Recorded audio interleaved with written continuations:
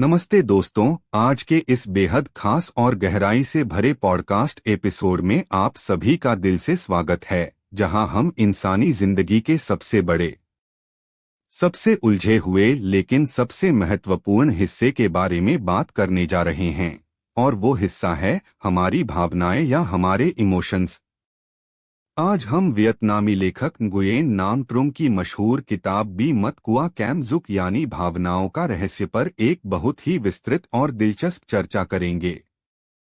यह कोई आम किताब नहीं है, बल्कि यह हमारे दिमाग, हमारी सोच और हमारे व्यवहार का एक ऐसा वैज्ञानिक और मनोवैज्ञानिक विश्लेषण है जो आपकी जिंदगी को देखने का नजरिया पूरी तरह से बदल कर रख देगा। तो चलिए बिना किसी देरी के इस सफर की शुरुआत करते हैं, कुछ आम लेकिन सच्ची लगने वाली कहानियों से। जरा सोचिए, एक ऐसा नौजवान है जिसका नाम सुंग है, जो अपनी प्रेमिका से बेइंतहा प्यार करता है, लेकिन जब उसे पता चलता है कि उसकी प्रेमिका उसे धोखा दे रही है, तो वो गुस्से में अंधा होकर अपनी प्रेमिका और उसके नए प्रेमी पर जानलेवा हमला कर देता है और फिर जेल में अपनी जान दे देता है। या फिर सोचिए एक ऐसे अमीर और कामयाब इंसान हुए के बारे में जिसके पास पैसा है, शानदार घर है, परिवार है, लेकिन फिर भी उसका घर किसी नर्क से कम नहीं है, क्योंकि वहां रोज झगड़े होते हैं और वो अपने परिवार के तानों से बचने के लिए घर से भागता फिरता है। एक और कहानी है थान की, जो एक कामयाब मैनेजर है, लेकिन दिखावे और ब्रांडेड चीजों की भूख में वो अपनी कंपनी में गबन करने लगता है। और एक बार गर्ल की कहानी, जो जानती है कि पुरुष प्यार के नाम पर कितने पैसे लुटा सकते हैं। दोस्तों, जब हम इन कहानियों को देखते हैं तो हमारे मन में कई सवाल उठते हैं। आखिर ऐसा क्यों होता है कि सब कुछ होने के बाद भी इंसान दुखी रहता है? या बहुत समझदार इंसान भी प्यार या धोखे में आकर अपनी पूरी जिंदगी बर्बाद कर लेता है? इन सभी सवालों का सिर्फ एक ही जवाब है, और वो है हमारी भावनाएं। लेखक हमें बताते हैं कि इस दुनिया में आप गरीब हो सकते हैं, अमीर हो सकते हैं, खूबसूरत या बदसूरत हो सकते हैं, लेकिन आप भावनाओं के बिना नहीं जी सकते। चाहे वो भावनाएं अच्छी हो या बुरी, असल में हमारी पूरी जिंदगी, हमारे सारे फैसले इन्हीं भावनाओं के इर्द गिर्द घूमते हैं। तो सबसे पहले हमें यह समझना होगा कि विज्ञान की नज़र में भावनाएं आखिर हैं क्या? क्या हम इन्हें माप सकते हैं? वैज्ञानिक और मनोवैज्ञानिक नजरिए से देखें तो भावनाएं असल में हमारे दिमाग में होने वाले केमिकल रिएक्शंस का नतीजा हैं। कीथ ओटले जैसे मनोवैज्ञानिकों ने भावनाओं को परिभाषित करने की कोशिश की है। उनके अनुसार भावनाएं हमारे दिमाग की एक ऐसी स्थिति है जो हमें किसी खास काम को करने के लिए प्रेरित करती है। लेकिन अगर हम इसे और भी गहराई से और जैविक नजरिए से देखें तो भावनाएं असल में हमारे दिमाग का रसायन विज्ञान हैं। जी हाँ, आपने बिल्कुल सही सुना। आपका प्यार, आपका गुस्सा, आपकी खुशी, आपका दुख, ये सब कुछ आपके दिमाग में बहने वाले केमिकल्स यानी हॉर्मोन्स का खेल है। जब भी हम पर कोई बाहरी या भीतरी प्रभाव पड़ता है तो हमारा दिमाग कुछ खास तरह के हॉर्मोन्स रिलीज करता है, जैसे कि एंडोर्फिन और सेरोटोनिन। जब आपके दिमाग में एंडोर्फिन का बहाव होता है तो आपको एक अजीब सी खुशी, संतुष्टि और उत्साह का एहसास होता है। यह बिल्कुल वैसा ही है जैसे किसी को ड्रग्स लेने के बाद का नशा होता है। दूसरी तरफ सेरोटोनिन आपको शांति और सुरक्षा का एहसास कराता है। जब आप तनाव में होते हैं तो आपका शरीर आपको बचाने के लिए और आपको उस बुरी स्थिति से बाहर निकालने के लिए सेरोटोनिन का इस्तेमाल करता है। लेखक बताते हैं कि प्रकृति ने हमें जिंदा रखने के लिए दो सबसे मजबूत प्रवृत्तियां दी हैं। पहली है अपनी प्रजाति को आगे बढ़ाना यानी प्रजनन, और दूसरी है खुद को जिंदा रखना। इन्हीं दो मूल प्रवृत्तियों को पूरा करने के लिए हमारे दिमाग ने भावनाओं का यह पूरा सिस्टम तैयार किया है।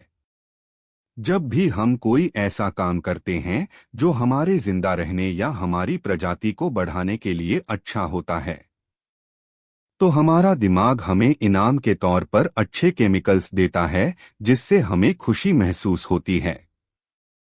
और जब हम किसी खतरे में होते हैं तो दिमाग बुरे केमिकल्स रिलीज करता है, जिससे हमें डर, दर्द या गुस्सा महसूस होता है, ताकि हम उस खतरे से खुद को बचा सकें।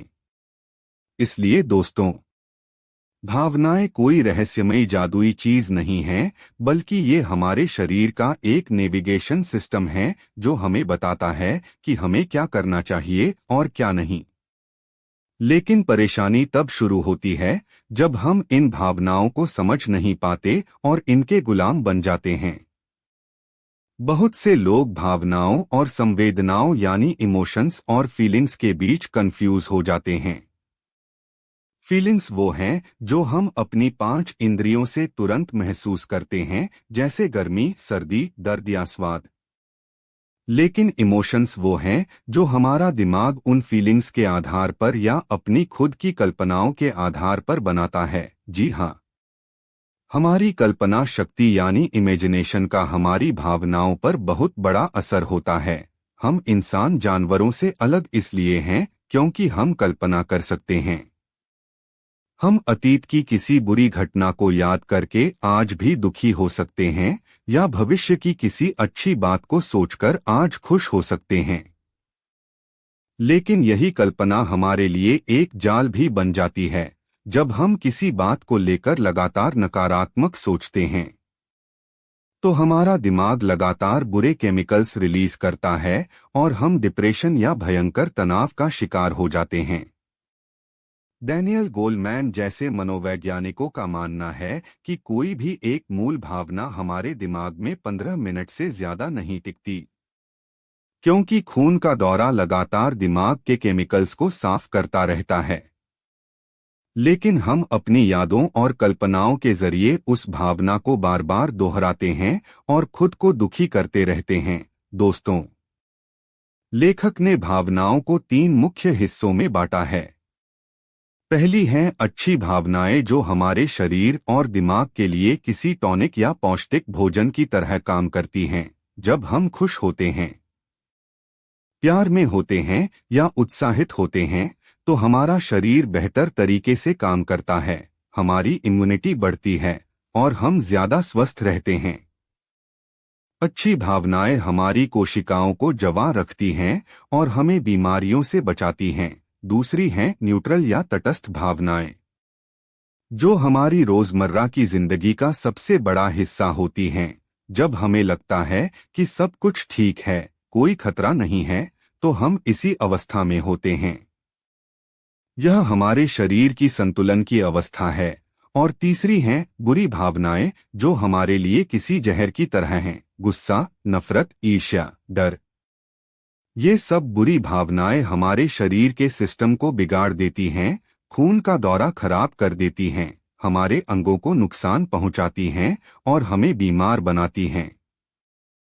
इसलिए हर इंसान अपनी पूरी जिंदगी सिर्फ अच्छे इमोशंस को पाने और बुरे इमोशंस से बचने की कोशिश में लगा रहता है। अब बात करते हैं इंसानी जरूरतों की। आपने शायद अब्राहम मास्लो की जरूरतों के पिरामिड की थ्योरी के बारे में सुना होगा, जिसमें उन्होंने बताया है कि इंसान पहले अपनी शारीरिक जरूरतें जैसे खाना और नींद पूरी करता है, फिर सुरक्षा, फिर प्यार और समाज, फिर सम्मान और अंत में आत्मबोध या खुद को साबित करने की जरूरत। लेकिन इस किताब के लेखक का नजरिया थोड़ा अलग है। उनका मानना है कि मास्लो का पिरामिड हमेशा सही काम नहीं करता, क्योंकि असल में इंसान की सबसे बड़ी जरूरत सिर्फ और सिर्फ अच्छी भावनाएं पाना है। कई बार लोग प्यार पाने के लिए अपनी जान की बाजी लगा देते हैं या सम्मान पाने के लिए भूखे रह लेते हैं। यह दिखाता है कि इंसान भौतिक चीजों से ज्यादा भावनात्मक चीजों का भूखा होता है। हम जो कुछ भी करते हैं, चाहे वो पैसा कमाना हो, घर खरीदना हो या रिश्ते बनाना हो, वो सब हम सिर्फ इसलिए करते हैं ताकि हमें एक अच्छी फीलिंग मिल सके। जरा सोचिए, लोग एक साधारण कार की जगह करोड़ों की लग्जरी कार क्यों खरीदते हैं? सिर्फ इसलिए नहीं कि वो उन्हें एक जगह से दूसरी जगह ले जाएगी।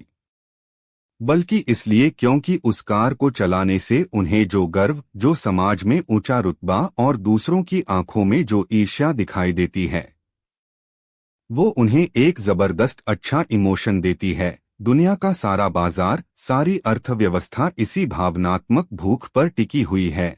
हम असल में सामान नहीं खरीदते, हम उस सामान से मिलने वाली फीलिंग को खरीदते हैं। दोस्तों, एक बहुत ही दिलचस्प नियम है जिसे लेखक अनुभव का नियम या लॉ ऑफ कॉरस्पॉन्डिंग एक्सपीरियंस कहते हैं। इसका मतलब है कि कोई भी चीज हमें कैसी फीलिंग देगी, यह इस बात पर निर्भर करता है कि उस चीज के साथ हमारा पिछला अनुभव कैसा रहा है। जैसे वियतनाम या भारत में बहुत से लोग कुछ खास तरह की तीखी या तेज गंध वाली चीजें बड़े मजे से खाते हैं क्योंकि उन्हें बचपन से उसकी आदत है।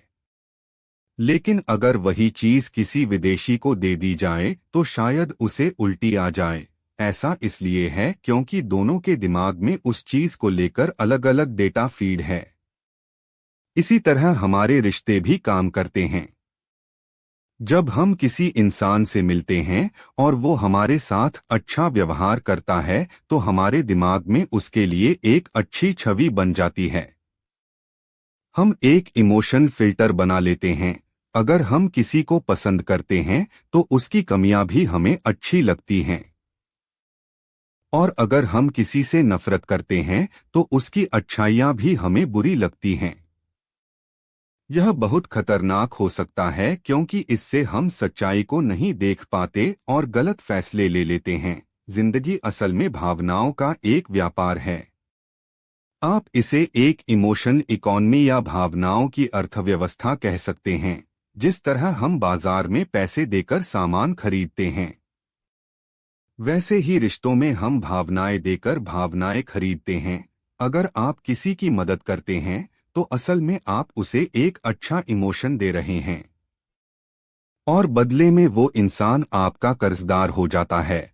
जब आपको जरूरत होगी तो वो भी आपको अच्छा इमोशन देने की कोशिश करेगा। यही वजह है कि हम कहते हैं कि इंसान को हमेशा दूसरों की मदद करनी चाहिए और दयालु होना चाहिए, क्योंकि जब आप दूसरों को खुशी बांटते हैं तो आप असल में अपने लिए एक ऐसा भावनात्मक बैंक बैलेंस बना रहे होते हैं जो मुश्किल वक्त में आपके काम आता है। इसी को भावनाओं का संतुलन या लॉ ऑफ इमोशन बैलेंस कहा गया है। यह बिल्कुल कर्मों के सिद्धांत जैसा है। जैसा बोओगे वैसा काटोगे। अगर आप समाज में प्यार, सहयोग और सम्मान बांटेंगे तो बदले में आपको वही मिलेगा।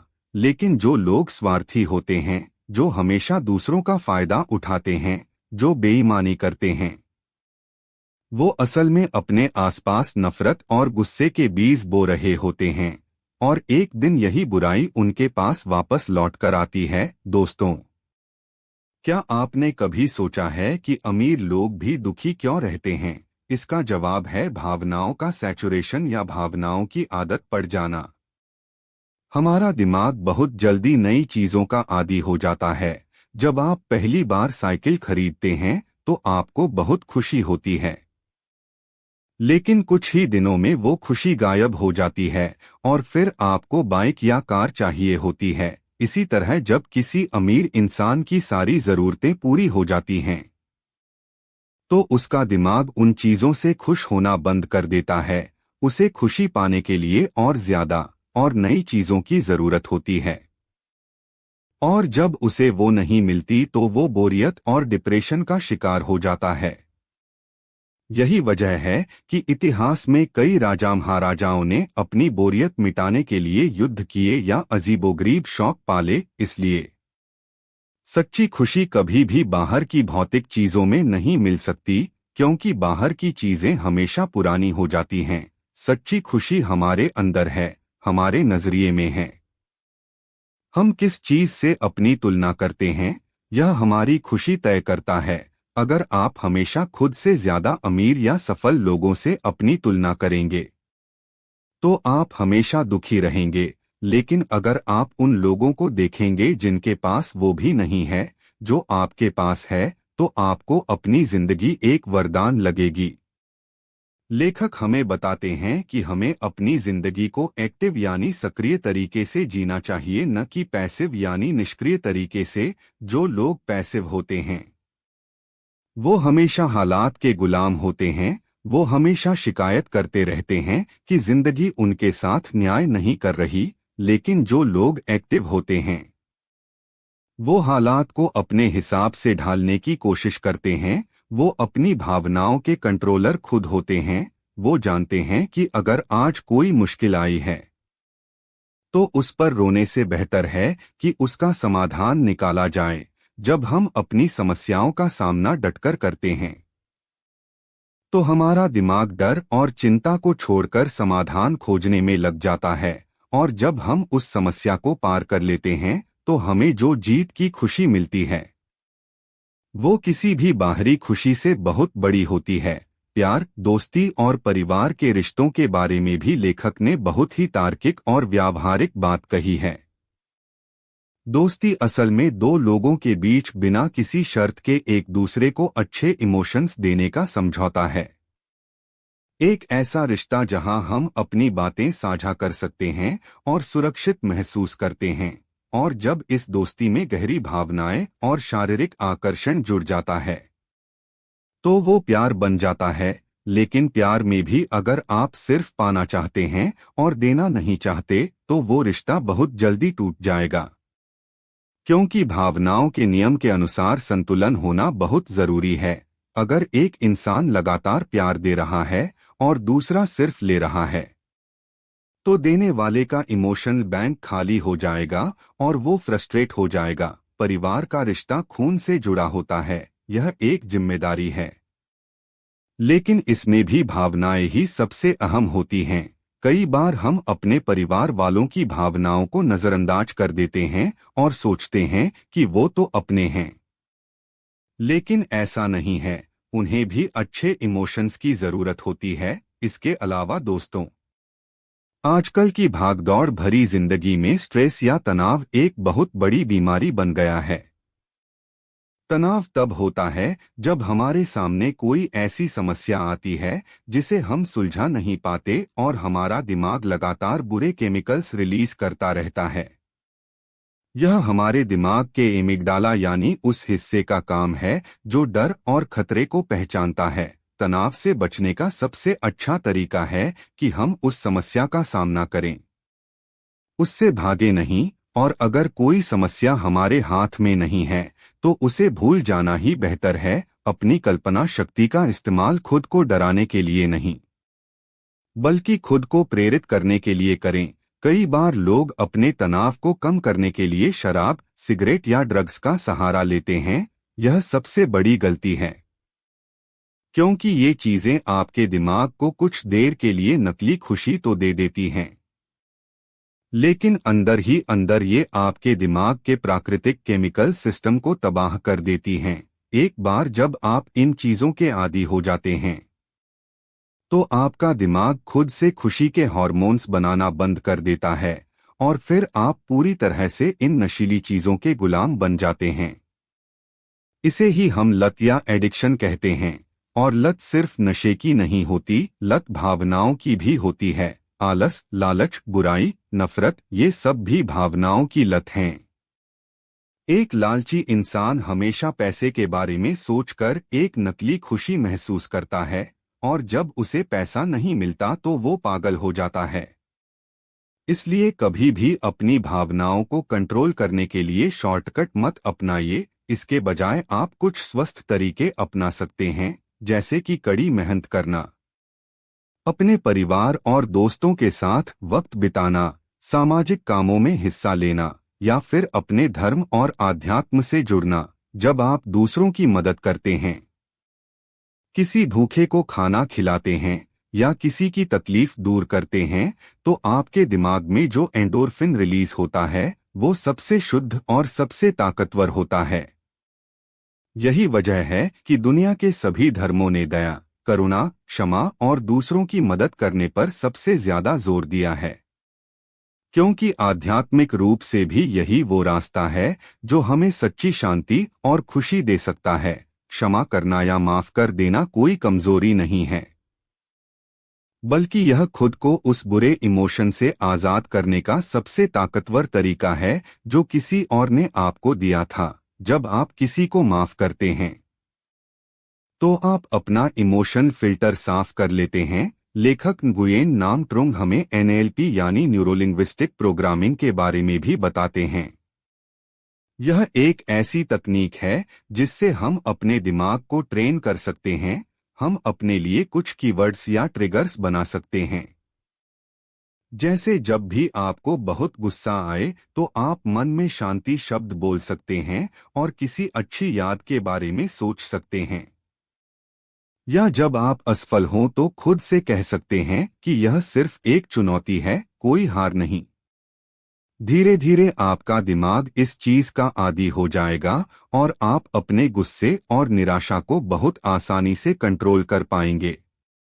आपको यह समझना होगा कि आपकी जिंदगी का हर एक पल, आपकी हर एक सफलता और हर एक विफलता आपकी भावनाओं और आपके विचारों का ही परिणाम है। अगर आप हमेशा डरे रहेंगे, दूसरों से ईर्ष्या करेंगे या स्वार्थी बने रहेंगे तो आप कभी भी एक सफल और खुशहाल इंसान नहीं बन सकते।